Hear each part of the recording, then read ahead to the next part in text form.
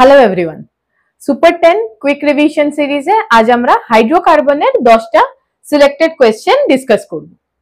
আচ্ছা, প্রথম কোয়েশ্চেন দেখো, product on monobromination of this product. তো what is the key concept? এই যে কোয়েশ্চেন গুলো, এই ধরনের কোয়েশ্চেনে যে কি কনসেপ্ট হয়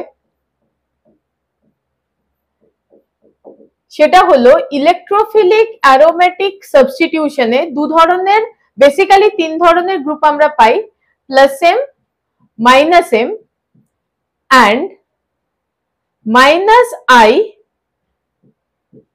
greater than plus M.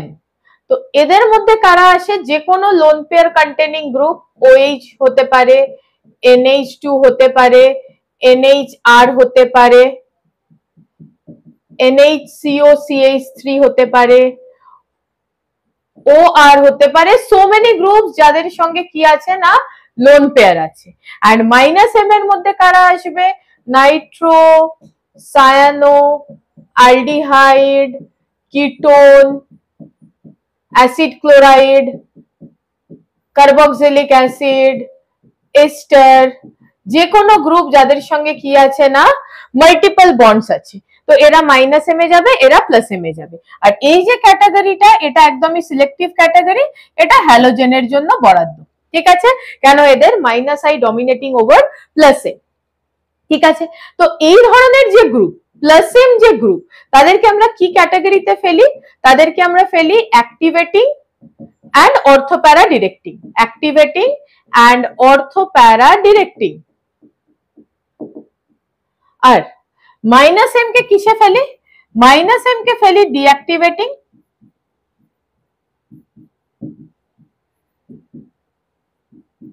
And meta directing. And এই যে minus I greater than plus M, এদেরকে আমরা কি ক্যাটাগরিতে ফেলি? ডিঅ্যাক্টিভেটিং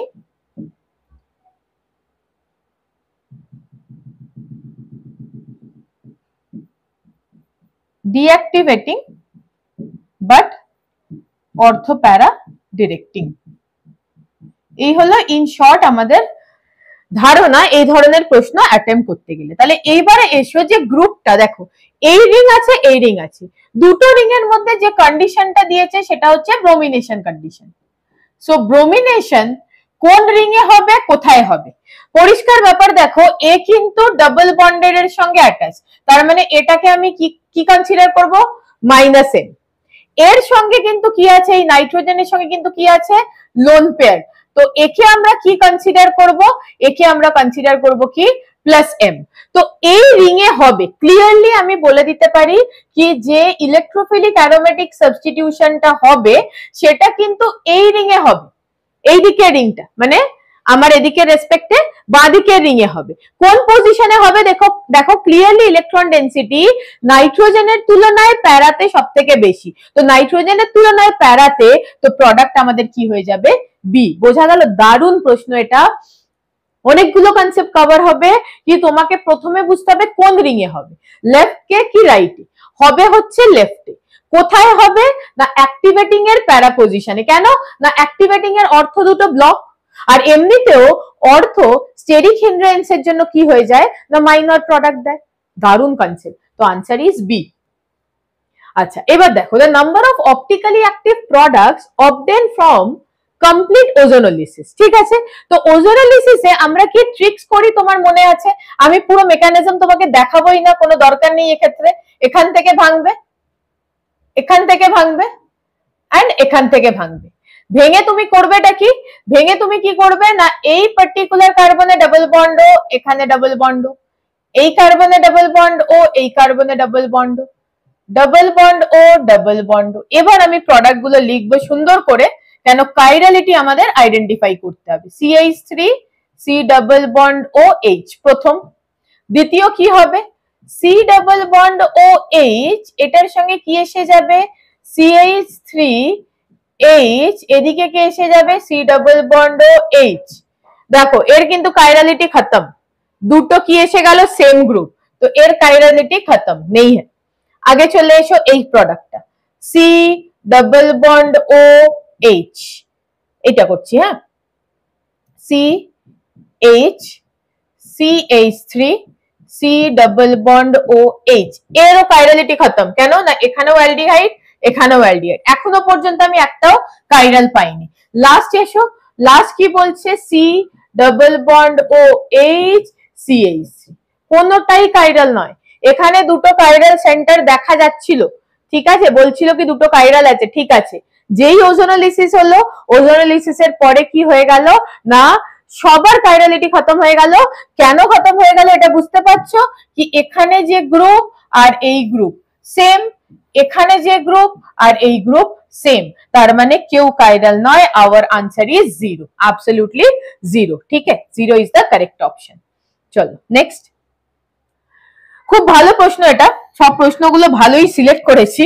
হ্যাঁ দেখো, এখানে প্রথম যে রিঅ্যাকশনটা হবে সেটা কিন্তু কি হবে না FC alkylation, Friedel craft alkylation, ঠিক আছে, ফ্রিডেল ক্রাফট অ্যালকাইলেশন। এইবারে যদি রিঅ্যারেঞ্জমেন্টের স্কোপ থাকে রিঅ্যারেঞ্জ হবে, বাট এক্ষেত্রে রিঅ্যারেঞ্জমেন্টের প্রয়োজন হবে না। এক্ষেত্রে আমরা ডিরেক্টলি যে স্টেবল ক্যাটায়নটা করব সেটা কাকে করব, চলো এই যে pi bond A H plus K trap করবে, করে যে ক্যাটায়নটা তৈরি করবে সেটা কি হয়ে যাবে বলতো, সিএইচ প্লাস সিএইচ3, ক্যাটায়নটা তৈরি হয়ে যাবে। তাহলে এক্ষেত্রে যে ব্যাপারটা হবে সেটা কি হবে না CH3 CH প্লাস CH3, ঠিক আছে। তো এটা তোমার তৈরি হয়ে গেল অ্যাক্টিভ ইলেকট্রোফাইল। এবার অ্যাক্টিভ ইলেকট্রোফাইলকে যে কোনো জায়গায় বেনজিনের লাগিয়ে দাও, ডিরেক্ট করে দিচ্ছি আমি, মেকানিজমে যাচ্ছি না। তাহলে এটা কি তৈরি হবে বলতো, আইসোপ্রোপাইল বেনজিন। আরে এইভাবে লাগাও, এই কার্বনটা এখানে একটা এইচ আছে, CH3 CH3, তো এটার নাম হচ্ছে isopropyl, isopropyl benzene, isopropyl benzene. এটা আর একটা কমন নেম আছে cumin, cumin is the common name. এবার দেখো র্যাডিক্যাল ইনিশিয়েটর O2, এটা কিন্তু ফেনলের ইন্ডাস্ট্রিয়াল প্রিপারেশনের একটা স্টেপ, ঠিক আছে। তো হবেটা কি বেসিক্যালি এখানে কিউমিন হাইড্রোপারঅক্সাইড তৈরি হবে, OOH, ঠিক আছে, OOH। তো OOH এখানে দেখো তোমার মেন প্রোডাক্টটা কি তৈরি হলো, OOH, B is the correct option. Next question, এটা আরো একটা কনসেপচুয়াল কোয়েশ্চেন। দেখো 1 ইকুইভ্যালেন্ট HBr দিয়েছে, দুটো পাই বন্ড আছে এবং একজন আরেকজনের কনজুগেট পাই বন্ড, মানে কনজুগেটেড পজিশনে আছে। তো এই ক্ষেত্রে প্রথম যেটা স্ট্রাইক করবে সেটা হচ্ছে 1,4 অ্যাডিশন রিঅ্যাকশন, ঠিক আছে, 1,4 অ্যাডিশন রিঅ্যাকশন। তো 1,4 অ্যাডিশন রিঅ্যাকশনে কি হয় একটা বেসিক এক্সাম্পল বলে দিই তাহলে বুঝতে পারবে। ধরো এরকম পজিশনে ডাবল বন্ড আছে আর 1 ইকুইভ্যালেন্ট HBr দেওয়া হয়েছে, ঠিক আছে। তো 1 ইকুইভ্যালেন্ট HBr ফার্স্ট স্টেপটা কি হবে না H প্লাস কে ট্র্যাপ করবে, করে যে ক্যাটায়নটা তৈরি হবে এই ক্যাটায়নটা কি হয়ে যাবে না অ্যালাইলিক ক্যাটায়ন। তো অ্যালাইলিক ক্যাটায়নের সঙ্গে কি হবে না রেজোনেন্স হবে, রেজোনেন্স হবে, রেজোনেন্স হয়ে এটা চলে আসবে এই পজিশনে। তাহলে ক্যাটায়ন চলে গেল এখানে।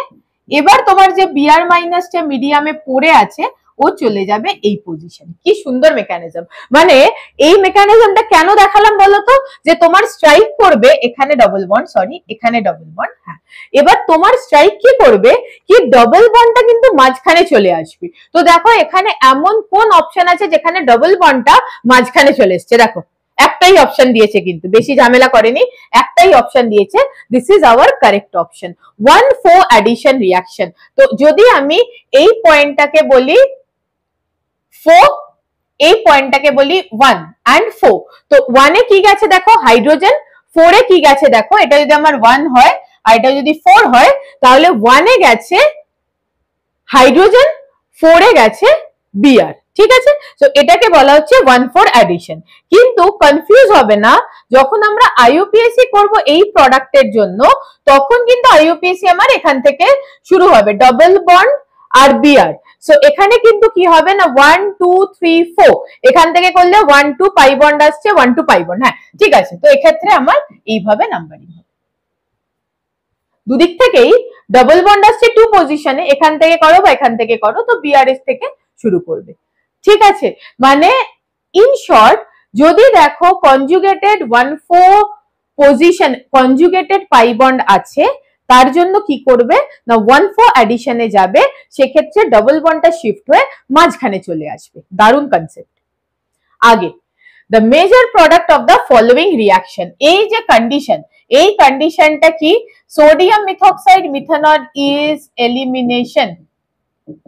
elimination condition. তো এলিমিনেশন কন্ডিশন, তো এক্ষেত্রে আমার কি দরকার হবে বিটা হাইড্রোজেন, ঠিক আছে। তো বিটা হাইড্রোজেন তুমি যখন নেবে, এক্ষেত্রে দেখো বিটা হাইড্রোজেন একটা জিনিস এখানে ভুল আছে, এখানে OH থাকবে যেখানে OH-টা মিসিং আছে, ঠিক আছে, এই পজিশনে OH থাকবে। ওকে, তো OH কি করবে না এর রেসপেক্টে আলফা কার্বন, এর রেসপেক্টে বিটা, এর রেসপেক্টে বিটা, এখানে কোনো বিটা হাইড্রোজেন নেই। এই কার্বনে দেখো, আমি আরেকবার ড্র করব, ঠিক আছে করে দিচ্ছি।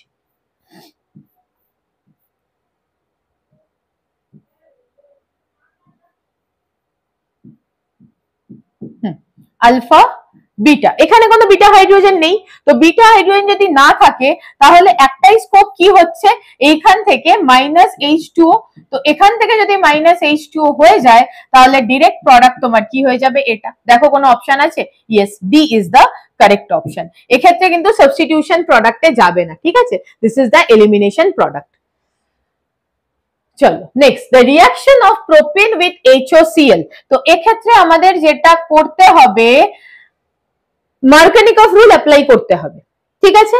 তো মার্কানিকফ রুলের জন্য আমরা জানি কি যে রিয়েজেন্টটা সেটার সঙ্গে প্রথমে প্লাস মাইনাস খেলতে হবে। কি করে না OHCl এর মধ্যে ক্লোরিন মোর ইলেকট্রোপজিটিভ দ্যান অক্সিজেন, তো এখানে যাবে প্লাস, এখানে আসবে মাইনাস, যদি তুমি পোলারিটি ডিসাইড করো। এবার তোমার সাবস্ট্রেটটা কি unsymmetrical, CH3 CH double bond CH2। এবার এর সঙ্গে তুমি যখন রিঅ্যাকশন করছো HOCl, তো সেক্ষেত্রে জিনিসটা কি হবে দেখো, যে প্লাস সেটা কোথায় যাবে মোর হাইড্রোজেন কন্টেনিং কার্বনের কাছে। যদি কনফিউশন লাগে আমি স্টেটমেন্ট একবার রিপিট করে দিচ্ছি। According to Markovnikov rule, electropositive part of the reagent go to that carbon atom which contains more number of hydrogen। এটা উল্টো ভাবেও বলা হয়, যদি তুমি ইলেকট্রোনেগেটিভ কে নাও তো সে কার কাছে যাবে, যে কার্বনের কাছে কম নাম্বার অফ হাইড্রোজেন আছে। দুটো স্টেটমেন্টই এক, যে কোনো একটা মনে রাখো। তাহলে তুমি Cl কে যখন নিচ্ছ, বোঝা গেল, Cl কে তুমি যখন প্রথমে নিচ্ছ ইলেকট্রোফিলিক অ্যাডিশনের স্টেপ 1 এ, তাহলে তোমার ইন্টারমিডিয়েটটা তৈরি হয়ে যাচ্ছে এটা। তোমাকে দেখো ইন্টারমিডিয়েটই বলতে বলেছে, তাহলে B is the correct option. একদম যদি মেকানিজম ক্লিয়ার না থাকে কোয়েশ্চেন কিন্তু তো বানবে না এক্সাম হলে গিয়ে, ক্লিয়ার কথা এটা। দেখো আবার সেই একই কনসেপ্ট থেকে দিয়েছে একটু অন্যভাবে। Which one of the following alkene when treated with HCl yields majority and anti-Markovnikov? তো anti-Markovnikov মানেটা কি, মার্কানিকফ প্রোডাক্ট যে হয় এটা কেন হয়, just due to the stability of carbocation, আর কোনো কনসেপ্ট নেই। মার্কানিকফ রুলের যে ফান্ডামেন্টাল সেটা হচ্ছে কি না, সেটা হচ্ছে স্টেবিলিটি অফ কার্বোক্যাটায়ন। তো এবার দেখো stability of carbocation is directly proportional to electron donating group and inversely proportional to electron withdrawing group. তো এখানে দেখো কোন কোন গ্রুপ আমাদের কাছে আছে, এটা কিন্তু ডোনেটিং, ঠিক আছে। তো ইলেকট্রন ডোনেটিং গ্রুপ, এক্ষেত্রে কি আছে electron withdrawing group, because this is what না -I। এখানে দেখো নাইট্রোজেন লোন পেয়ার, তো এটাকেও আমরা কিসের মধ্যে দেব, ইলেকট্রন ডোনেটিং এ দেব। এখানে দেখো খতরনাক -I, কেন CF3 মাইনাস। তো এবার তুমি যদি কনসিডার করো CF3 মাইনাস এর -I and ক্লোরিনের -I, কার -I strong, if you consider -I effect, তো -I ইফেক্ট কার স্ট্রং হবে, CF3 মাইনাস এর। তো সব থেকে আনস্টেবল কার্বোক্যাটায়ন কোথায় তৈরি হবে, সব থেকে আনস্টেবল কার্বোক্যাটায়ন যদি দেখো তো এখানে তৈরি হবে। তো এই কার্বোক্যাটায়নটা তৈরি করতেই দেবে না, তো কোথায় দেবে, রিঅ্যাকশনের পরে প্রোডাক্টটা কোথায় দেবে, তাহলে CF3 CH double bond CH2 in presence of HCl। ঠিক আছে, তো দুটো অপশন আমাদের কাছে খোলা থাকবে। একটা অপশন কি না এই পয়েন্টে ক্যাটায়ন বানাবো আর এই পয়েন্টে Cl অ্যাড করব। সেকেন্ড অপশন কি খোলা থাকবে না এই পয়েন্টে Cl বানাবো এন্ড এই পয়েন্টে ক্যাটায়ন বানাবো। তো এখন দেখো CF3 is a strong minus I, তো এটাকে করে দেবে unstable, this is unstable, compared to that this is more stable, তো এর মানে অ্যান্টি মার্কানিকভ সব থেকে বেশি কে দেবে না ডি দেবে। দারুণ কোয়েশ্চেন, শুধুমাত্র স্টেবিলিটি অফ কার্বোক্যাটায়ন দিয়ে এগুলোর সঙ্গে খেলতে হবে। ঠিক আছে, নেক্সট কোয়েশ্চেন। ওকে, লাস্ট কোয়েশ্চেন এই সিরিজের, এটা খুবই দমদার কোয়েশ্চেন, একটু সময় লাগবে, আরামসে বুঝিয়ে দিচ্ছি কোয়েশ্চেনটা। দেখো প্রথম কি বলছে না বেনজিন রিঅ্যাক্টস উইথ, এক এক করে রিঅ্যাকশন গুলো করা যাক। Benzene reacts with CO in presence of anhydrous AlCl3, তাহলে এটা কিন্তু গ্যাটারম্যান কচ condition, Gattermann-Koch reaction condition. So Gattermann-Koch reaction condition detail mechanism এ যাচ্ছি না, direct NCRT reaction, এটা direct aldehyde এ কনভার্ট হয়ে যাবে। ঠিক আছে, অ্যালডিহাইড হয়ে গেল। এরপরে যে কন্ডিশনটা দিয়েছে দেখো acetic anhydride AC2O in presence of NaOAc, এটা কিন্তু পার্কিন রিঅ্যাকশন। ঠিক আছে, তো পার্কিন রিঅ্যাকশনের মেকানিজমটা দেখো কি হয় কি এক্ষেত্রে CH3 C double bond OO C double bond O CH3। ঠিক আছে, তো অ্যাসিটিক অ্যানহাইড্রাইড কি করবে না এই কার্বন এটার সঙ্গে রিঅ্যাকশন করবে, করে ফাইনালি যেটা তৈরি হবে সেটা হচ্ছে COH CH2 COOH। এটা আমি লিখছি না, ব্র্যাকেটে রাখছি, কেন ইমিডিয়েটলি এখান থেকে 1 মলিকিউল অফ ওয়াটার এলিমিনেট হয়ে যাবে, এলিমিনেট হয়ে যেটা তৈরি হবে PH CH double bond CH COOH, this is the final product. এবার কি বলছে কি এটা X upon reaction with bromine Na2CO3। ঠিক আছে, তো bromine Na2CO3 এর সঙ্গে দেখো bromine in presence of weak base, right, Na2CO3, তাহলে আমাদের যে অ্যাডিশনটা করতে হবে সেটা কার সঙ্গে করতে হবে, চলো একটা পেজ অ্যাড করে বুঝিয়ে দিই।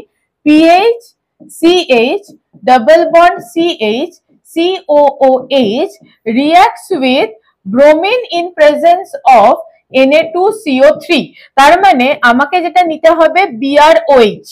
ঠিক আছে, সো BROH এ oxygen negative and bromine positive end, তাহলে কার্বোক্যাটায়ন স্টেবল কোথায় হবে, এই যে পজিশনটা, এই পজিশনটা কি হচ্ছে না বেনজাইলিক, তো benzylic cation is stable, benzyl cation is stable, তো কি হয়ে যাবে PH CH নেগেটিভ এন্ড এখানে যাবে OH, তারপর কি হবে CH Br COOH। এই অবধি বোঝা গেল নেগেটিভ এন্ড কোথায় যাবে, যেখানে কার্বোক্যাটায়ন স্টেবল হবে।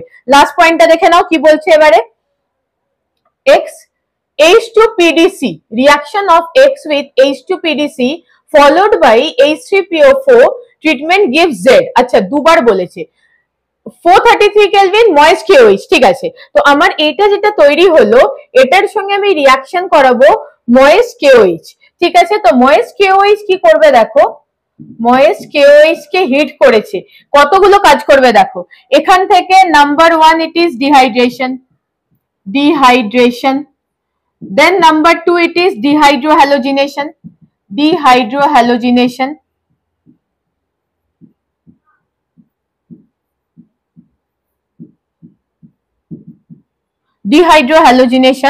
and থার্ড কি করবে না ডিকার্বক্সিলেশন, থার্ড যেটা করবে সেটা হচ্ছে ডিকার্বক্সিলেশন। তো এখান থেকে H2O যাবে, HBr যাবে, ট্রিপল বন্ড এখান থেকে CO2 বেরিয়ে যাবে, তার মানে তুমি দেখো প্রোডাক্ট এসে যাবে কি না C। আবার দেখো, আবার একবার রিপিট করো, ব্যাকে গিয়ে দেখো কি এখান থেকে কি কি যাচ্ছে, H2O HBr CO2 করে ফাইনাল যে প্রোডাক্ট আসবে সেটা হচ্ছে C। ঠিক আছে, এর okay, so reaction of X with H2PDC followed by H3PO4, তো আমার এখানে দেখো যে প্রোডাক্টটা আছে, যে প্রোডাক্টটা তৈরি হয়েছে X, সেটা হচ্ছে এটা, রাইট? কোন প্রোডাক্টটা? এটা হচ্ছে এক্স। তো আমি যদি এইবারে এই রিয়াকশনটার সঙ্গে, এটা সরিয়ে দিই, এটা হয়ে গেছে, হ্যাঁ, যদি আমি এইটার সঙ্গে কি করি না H2PD, তো H2PD তে কি হবে, এই যে পাই বন্ডটা আছে এটা হাইড্রোজেনেট হয়ে যাবে। তো পাই বন্ডটাকে আমি হাইড্রোজেনেট করিয়ে দিই, তো কি হয়ে যাবে, benzene ring CH2 CH2 C double bond O OH। ওকে, এবার কি বলছে H3PO4। তো H3PO4 এর সঙ্গে বেসিক্যালি এখানে যেটা হবে সেটা হচ্ছে ইন্ট্রামলিকুলার রিয়াকশন, মানে এখানে ধর একটা হাইড্রোজেন আছে, ঠিক আছে?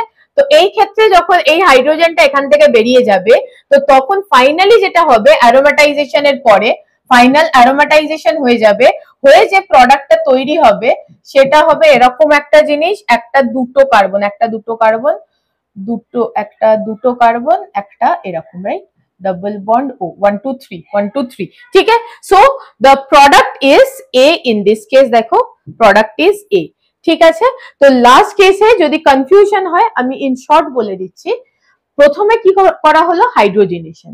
হাইড্রোজেনেশনের পরে এখানে যে রিয়েজেন্ট ইউজ করা হয়েছে H3PO4, এটা কিন্তু basically intramolecular FC type reaction দিয়ে দেবে, দিয়ে এখান থেকে একটা H2O বেরোবে, আর অ্যারোমাটাইজ করার জন্য এই H টা চলে আসবে। ভেবো না কি এখান থেকে যখন H বেরোলো অ্যারোমেটিসিটি লস হবে, একদমই হবে না।